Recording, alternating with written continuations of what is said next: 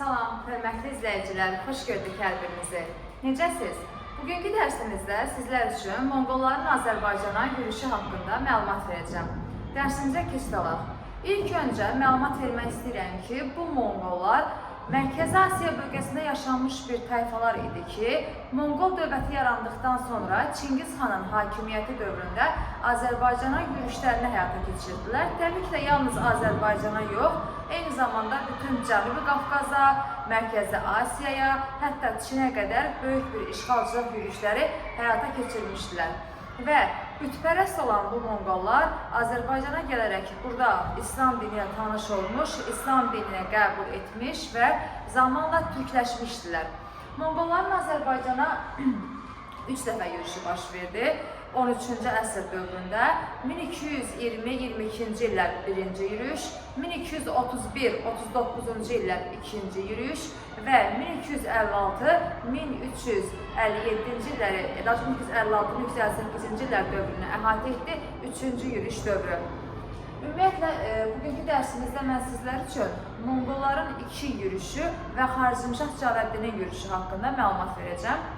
13-cü əsrdə Azərbaycana gələn Monqollar bu dövrdə gələn zaman Azərbaycanda vahid mərkəzləşmiş dövlət yox idi.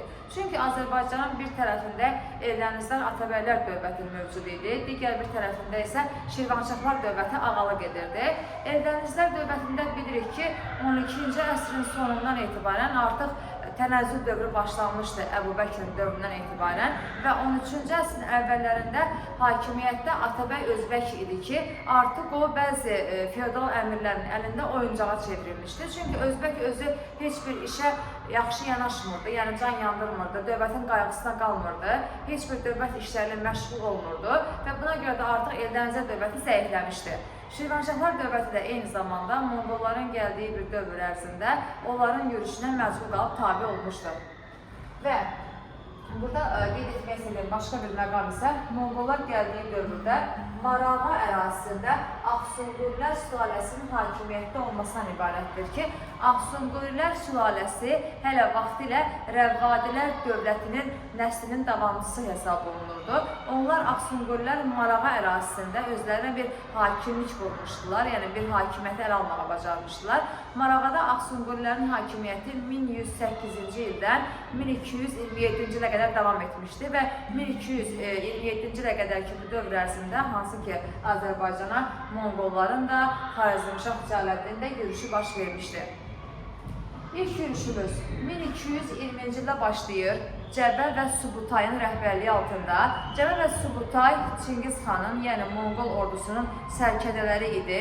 Monqolların birinci yürüşü kəşfiyyat xarakteri daşıyırdı. Onlar bura gələrək bu əraziləri kəşf etmək, məlumatlar toplamaq məqsədi ilə gəlmişdilər və İlk öncə onlar 30 minlik ordu ilə Zəncan, Ərdəbil, Sərab ərazilərini işğal etdilər.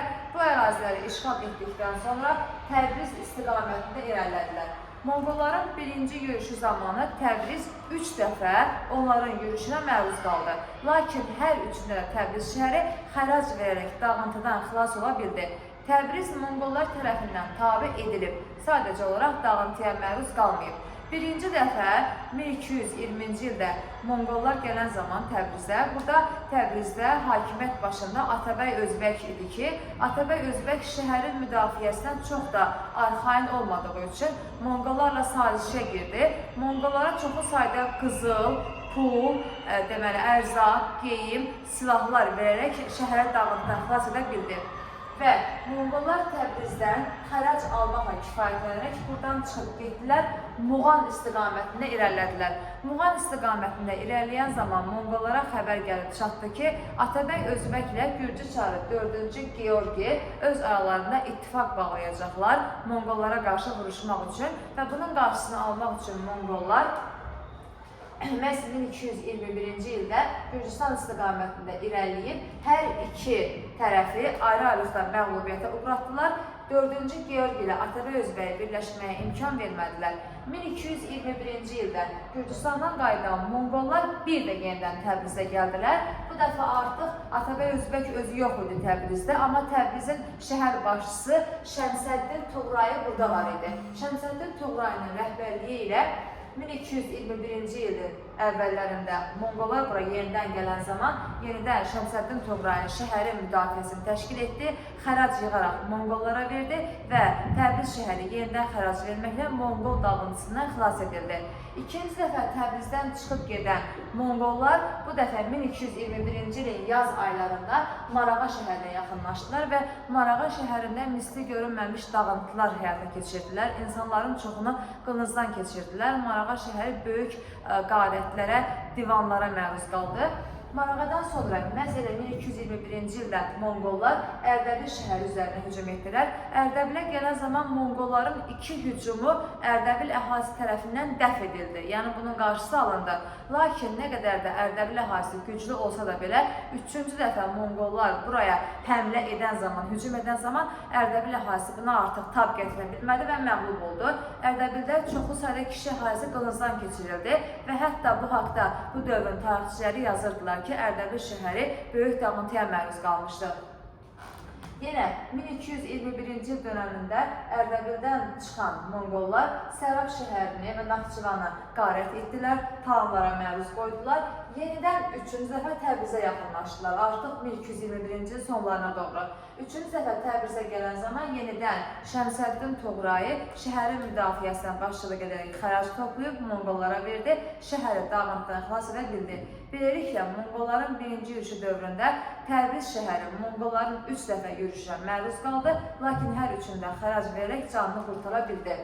Ardınca Monqollar 1221-ci ilin payız aylarında Beyləqan şəhərinə gedib bu dəfə də burada böyük dağıntılar həyata keçirdilər, əhalini qılıncdan keçirdilər. Beyləqandan sonra Gəncə istiqamətində Monqollar irəlilədilər. Gəncə qalasının qapıları və Gəncənin divarları çox möhkəm qurulmuşdu. Hər bir zaman təmir bərpa işləri aparılırdı. Çünki hələ Monqollardan da öncə Gəncə tez-tez gürcülərin hücumuna məruz qalırdı. Buna görə də Gəncə şəhərinin müdafiəsi çox möhkəm qurulmuşdu. Monqollar 1221-ci ildə Gəncəyə gələn zaman artıq onlar şəhərin müdafiəsinin möhkəm olduğunu görüb, Gəncədən də xərac almaqla kifayətlənərək buranı tərk etdilər. Deməli, Monqolların birinci yürüşü dövründə 3 dəfə Təbriz şəhəri, bir dəfə Gəncə şəhəri xərac verməklə Monqolların dağıntısından xilas ola bilmişdi. Amma yenə də Monqollara tabi olublar deyirik. Sadəcə dağıntıya məruz qalmayıblar. Ardınca deyəcəyik ki, Gəncədən çıxan Monqollar yenidən Gürcüstan istiqamətində irəliləyirlər. Gürcüstandan geri qayıdan zaman 1222-ci ildə Azərbaycanda Şirvanşahlar üzərinə gəlirlər və Şamaxı üzərinə yürüş edirlər. Şamaxı əhalisi belə bir fikir ifadə edir ki, bizə qılıncdan qurtuluş yoxdur, şərəflə ölmək hər şeydən yaxşıdır, qılınca sarılmaq lazımdır deyərək Şamaxı əhalisi deməli, artıq Monqollarla döyüşə girir 1222-ci ildə. Lakin Şamaxı əhalisi özü məğlub olur, çoxlu sayda Şamaxılı qılıncdan keçirilir. Eyni ilə Marağada, Beyləqanda, Ərdəbildə baş vermiş böyük dağıntılar eyni Şamaxıda da baş verir və nəhayətində Monqollar öz ölkələrinə geri qayıtmaq istəyirlər. Amma onlar Dərbənd şəhərinin çox güclü müdafiəyə malik olduğuna görə bura daxil ola bilmirlər. Buna görə Monqollar hiləyə əl atırlar və Şirvanşaha xəbər göndərib onunla barışıq imzalamaq istədiklərini bildirirlər və bu zaman Şirvanşah hökmdarı Monqolların yanına Dərbənd şəhərinə 10 nəfərlik elçi heyəti göndərir sülh bağlamaq üçün. Lakin Monqollar onları aldadırlar, həmin göndərilmiş elçilərdən bir nəfəri öldürürlər, digərlərini isə məcbur edirlər ki, xüsusi gizli dağ cığırları ilə onları Azərbaycan tərk etmələrinə kömək etsinlər. Və beləliklə bu yerdə qalmış sağ elçilər Monqolları Dərbənd keçidindən məcbur qalıb keçirirlər. 1222-ci ildə artıq Monqollar öz ölkələrinə geri qayıdırlar. Bu da Monqolların birinci yürüşü ilə bağlı məqamları idi. 1220-22-ci illər dövrü Cəbə və Subutayın rəhbərliyi altında oldu. Kəşfiyyat xarakteri daşıdı, lakin Azərbaycanda şəhərlərə, mədəniyyətə, iqtisadiyyata, hər bir sahəyə böyük zərbə dəymiş oldu. Sadəcə olaraq kəşfiyyat xarakteri daşısa da belə böyük qarətçilik və talançılıq həyata keçirmişdi. Ardınca deyəcəyik ki, Azərbaycanda bir müddət sakitlik dönəmi olur 3 il dövründə və bu dəfə buraya Xarəzmşahlar dövlətinin hökmdarı Cəlaləddin adlı şəxsin yürüşü baş verir 1225-ci ildə. 1225-dən 1231-ci ilə qədər 6 il müddətində Xarəzmşah Cəlaləddin Azərbaycanda ağalıq edir. O ilk öncə gələn zaman Marağa şəhərini ələ keçirdir. Marağa şəhərində təmir bərpa işləri həyata keçirdir. Çünki əhalinin rəğbətini qazanmaq üçün. Ardınca Təbriz istiqamətində irəliləyir. Bu zaman Atabəy Özbək Təbriz şəhərinin müdafiəsini həyata keçirmir. Təbrizi qoyur, qaçır Gəncəyə, Gəncədən də qaçır Əlincə qalasına, Naxçıvana qaçır. Və bu zaman Xarəzmşah Cəlaləddin tam 7 gün Təbrizlilərlə döyüşə girir. 7 gündən sonra Təbriz şəhəri amansızlıqla ələ keçirilir. Təbrizin tutulması ilə Atabəylər dövləti 1225-ci ildə Xarəzmşah Cəlaləddin tərəfindən süquta uğradılar. Bundan sonra və biz burada bir məqam vurğulayacağıq ki, deməli, burada artıq Təbrizin süqutundan sonra Xarəzmşah Cəlaləddin digər ərazilərin istiqamətində irəliləyir. Və deyəcək ki, o Gəncə, Şəmkir, Bərdə, Beyləqan şəhərlərini işğal edir. Təbrizdən sonra 1227-ci ildə, yəni Marağada artıq əvvəlcədən hakimiyyətdə olan Ağsunqurlər sülaləsinin varlığına son qoyub, yəni Rəvvadilərin o son qallığı olan Ağsunqurlər tamamilə süqut edir 1227-ci ildə. Eyni zamanda 1227-ci ildə deməli, Xarəzmşah Cəlaləddin Şirvanşahları özündən asılı hala salır və Şirvanşah hökmdarı tabi olaraq ona 100.000 dinar ildə bu qədər xərac verərək tabi olmağa məcbur olur. Xarəzmşah Cəlaləddin Azərbaycanın bir çox idarəsini öz vəziri Şərəf Əl-Mülk adlı şəxsə tapşırmışdı. Lakin Şərəf Əl-Mülkün qeyri-qanuni vergilər toplaması, insanlara qarşı özbaşınalığı, insanları incitməsi üsyanlara səbəb olurdu. Bu üsyanların ən zirvəsi 1231-ci ildə Gəncədə Usta Bəndərin başçılığı altında baş verdi. Lakin nə qədər qəhrəmanlıqla vuruşsalar da belə, Şərəf Əl-Mülk və Xarəzmşah Cəlaləddinin qoşunları tərəfindən bu üsyan yatırıldı. Usta Bəndər tikə-tikə doğrandı.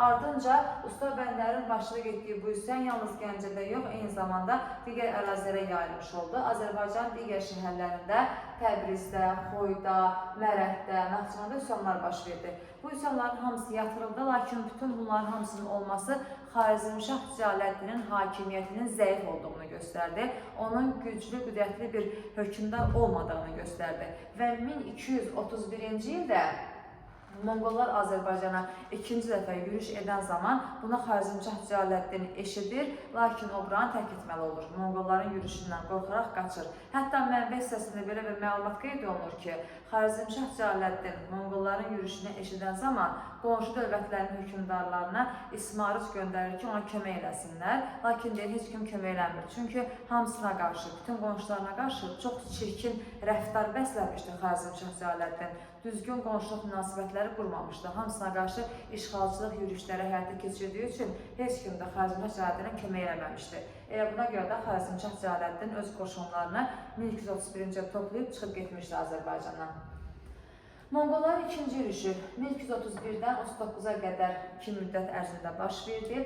Deməli, Çornoğon Noyon adlı şəxsin rəhbərliyi altında baş vermişdi. Onların ikinci yürüşü bu dəfə Azərbaycanda möhkəmlənmək xarakteri daşıyırdı və İlk öncə onlar Rey və Həmədan şəhərlərini işğal etdikdən sonra Azərbaycan cənubuna daxil oldular.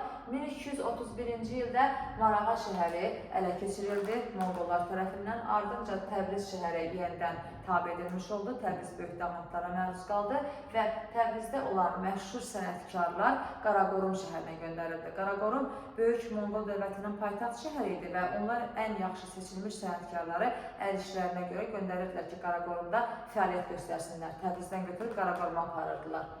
Təbrizdən sonra Azərbaycan cənubunu tabe etdikdən sonra Monqollar Azərbaycanın şimalına doğru irəlilədilər. Arran və Şirvan tabe edildi. Eyni zamanda Gəncə üzərinə gəldilər. Gəncə əhalisi Monqolların gəldiyini eşidərək Gəncə əhalisi öz evlərini və əmlakını yandırdı. Bundan qəzəblənən Monqollar şəhərdəki yerdə qalan sağ əhalini qılıncdan keçirdilər. Gəncə böyük bir dağıntılara məruz qaldı. Ta 1235-ci ilə qədər 35-də tamamilə Gəncə şəhəri işğal edildi və 4 il xaraba vəziyyətində qaldı. Yəni tamamilə özünə gələ bilmədi.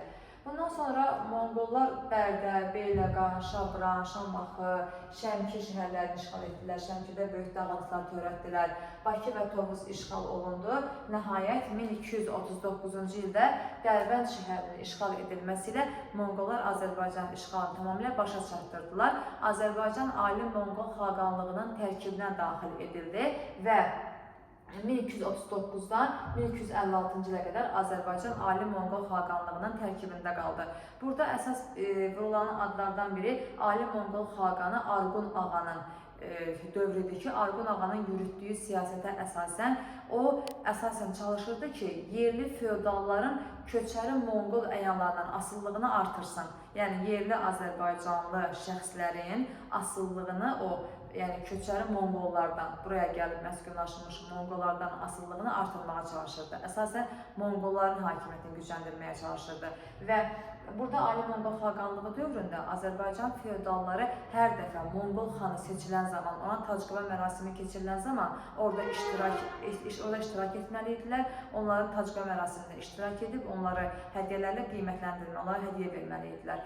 Və Azərbaycan feodalları eyni zamanda Ali Monqol xaqanından yarlıq adlı bir sənəd alırdılar. Yarlıq yəni öz malikanəsini idarə etmək, eyni zamanda vergi toplamaq hüququna malik ola bilmək üçün verilən bir sənəd idi ki, bu sənədin verilməsi yarlıq adlanırdı ki, bəzi Azərbaycan feodallarına Ali Monqol xaqanı tərəfindən yarlıq verilirdi.